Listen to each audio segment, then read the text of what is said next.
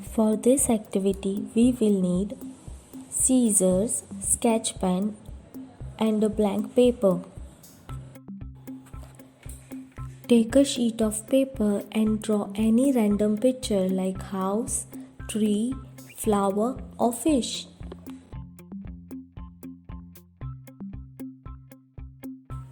Now cut them into pieces as per your desired level of difficulty.